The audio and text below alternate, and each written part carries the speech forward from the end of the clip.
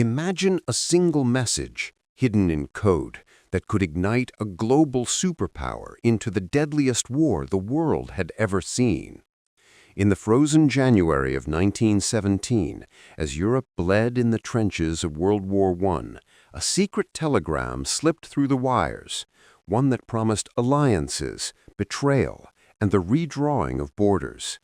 This wasn't just any dispatch, it was the Zimmermann telegram, a diplomatic bombshell decrypted in the shadows by Britain's elusive codebreakers. But how was it uncovered? Who were the unsung heroes behind the scenes? And why did it take a web of deception to bring it to light? Welcome to WW Chronicles, The Unknown, where we delve into the hidden stories that shaped history. Today, we uncover the secret of the Zimmermann telegram's decryption, a tale of espionage, ingenuity, and the fine line between secrecy and revelation. To understand the Zimmermann telegram, we must first set the stage of World War I, a conflict that had raged since 1914, pitting the Central Powers led by Germany and Austria-Hungary against the Allies, including Britain, France, and Russia. By 1917, the war had become a brutal stalemate. Millions lay dead in the mud of the Western Front, and economies strained under the weight of total war. Germany, facing blockade and starvation at home, turned to unrestricted submarine warfare to choke Britain's supply lines. But this risky strategy threatened to draw in the neutral United States, whose vast resources could tip the scales. President Woodrow Wilson had won re-election in 1916 on a promise of neutrality.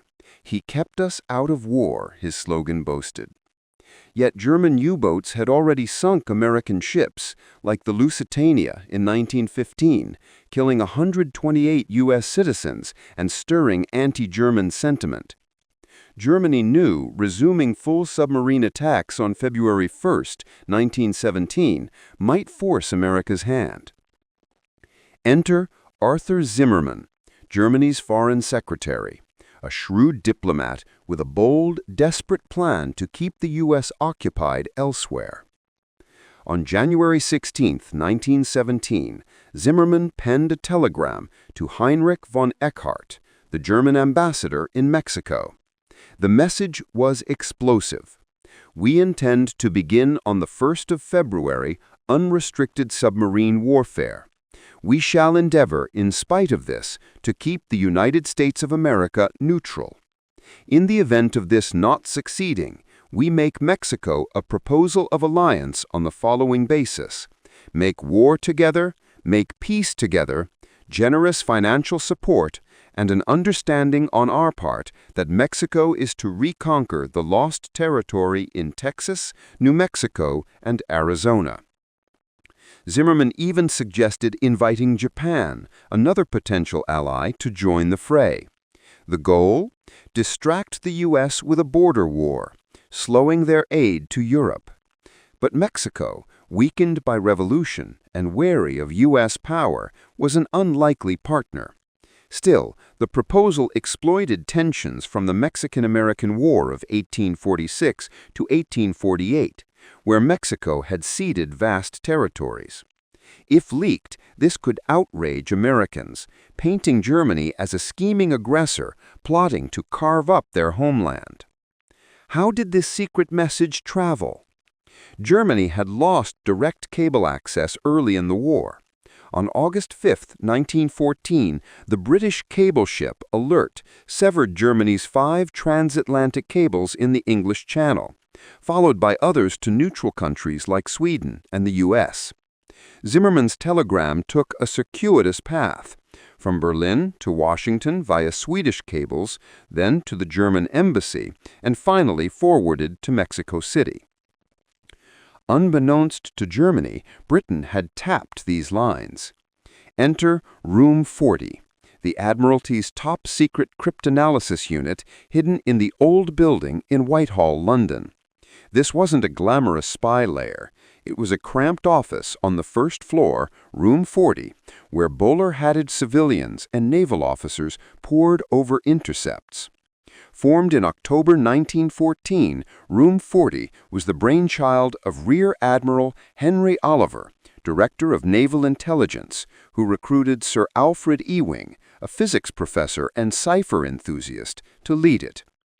Ewing assembled an eclectic team: linguists like William Montgomery, a translator of German theology; Nigel de Grey, a publisher with a sharp mind; Alastair Denniston, a German teacher; and others like Charles Godfrey, a headmaster, and Paymaster C.J.E. Roter, a German expert. No prior code-breaking experience required, just brains, secrecy, and a knack for puzzles. By 1917, Captain William Reginald Hall, so nicknamed for his facial tic, had taken over as Director of Intelligence, steering Room 40 with ironclad secrecy. Only a handful of top officials knew of its existence: Winston Churchill, First Lord of the Admiralty; Sir John Fisher, First Sea Lord, and a select few others. Even the Prime Minister might have been in the dark. Room 40's success hinged on captured codebooks, the keys to unlocking German secrets. The first breakthrough came on August 26, 1914, when the Russian Navy salvaged the Signalbuch der Kaiserlichen Marine, or SKM, from the wrecked German cruiser SMS Magdeburg off Estonia. The Russians shared a copy with Britain, arriving in October. This naval codebook, with 34,000 three-letter groups, allowed Room 40 to read fleet signals. Then, the Handelschiffsverkehrsbuch, or HVB, seized by Australians from the steamer Hobart in August 1914, covered merchant and U-boat communications. Finally, the Verkehrsbuch, or VB, fished from the sunk destroyer S-119 in November 1914 by a British trawler, dubbed the Miraculous Draught of Fishes. The VB, with 100,000 five-digit groups, was crucial for diplomatic traffic. These codebooks weren't simple dictionaries. They used super-encipherment, additional layers of substitution based on key words or dates. Room 40's methods were painstaking. Intercepts from stations like Stockton-on-Tees and Hunstanton poured in via the Y service. Decoders like Rotter analyzed patterns, comparing messages to reconstruct keys. For the SKM, they solved ciphers by spotting sequential numbers and frequent phrases. When Germany changed codes, like to the Flottenfunkspruchbuch in 1916, Room 40 rebuilt them in weeks through traffic analysis. Challenges abounded. Incomplete codebooks meant guesswork. German special symbols confused Morse transmissions, and secrecy rules barred decoders from interpreting content, leaving that to naval experts like Commander Herbert Hope. Inter-service rivalry with the Army's Mi-1B led to duplicated efforts, but Room 40's centralized approach won out for naval and diplomatic intel. Now, back to the telegram. Intercepted in mid-January 1917 as it passed through U.S. cables, likely through a Swedish route for deniability, the intercept arrived in Room 40 enciphered in code 0075, a newer lottery code introduced in 1916 for secure diplomatic traffic. Room 40 had partially recovered it through accumulated intercepts, but gaps remained. Nigel de Grey and William Montgomery took the lead. Working late into the night, they deciphered enough to grasp its gravity. Mexico, Alliance, reconquered Texas. De Grey reportedly turned to Montgomery and whispered, "Are you aware this means war with America?" They had it, but the decode was incomplete. To fill holes, Hall's agents in Mexico City procured the forwarded version from Washington to Eckhart, using the older Code 13040, which Room 40 had fully cracked via the VB book. Code 13040, in use since around 1912, was a simpler 5-digit system for Latin American posts. By cross-referencing, they completed the plaintext. But a follow-up telegram on February 5th modified instructions, though it wasn't leaked. The decryption was a triumph. But now came the dilemma: how to use it. Revealing the telegram could expose Room 40, prompting Germany to change codes and blinding Britain to naval movements. Worse, admitting to tapping U.S. cables might alienate America. Hall delayed for weeks, watching U.S.-German tensions rise over submarines. Hall crafted a masterful cover. Focus on the Mexico version in code 13040, claiming it was stolen in Mexico City, perhaps via a bribed official or burglary. This hid the original intercept. On February 19, 1917, Hall shared it with Edward Bell of the U.S. Embassy in London. Bell, skeptical at first, verified it. Then, on February 24, British Foreign Secretary Arthur Balfour handed it to U.S. Ambassador Walter Hines Page, who cabled it to Wilson. To bolster authenticity, the U.S. retrieved the enciphered Washington to Mexico copy from Western Union and had a diplomat decipher it using British-provided keys, allowing Wilson to claim it came from his own people. On March 1, 1917, the Associated Press broke the story. America erupted in fury.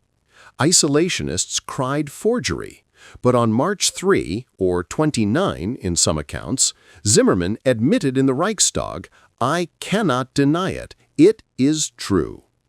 His candor sealed Germany's fate. Public opinion swung. Submarine sinkings added fuel. On April 2, Wilson told Congress the world must be made safe for democracy. 4 days later, April 6, 1917, the U.S. declared war. The impact was profound. Historian David Kahn called it, "No other single cryptanalysis has had such enormous consequences." Room 40's work decrypted 15,000 messages, aiding battles like Dogger Bank and Jutland. Yet, the Zimmermann coup was its crown jewel, accelerating U.S. entry and hastening the Allies' victory in 1918.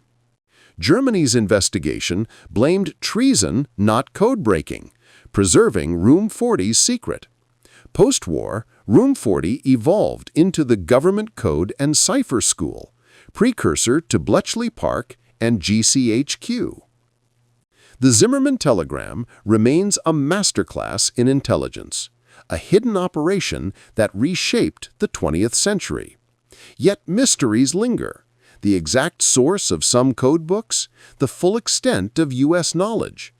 In the shadows of history, these secrets remind us how fragile the line between peace and war can be.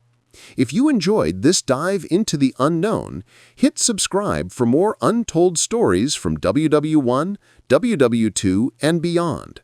Like, comment. What other WW1 secrets should we uncover? Until next time, stay curious.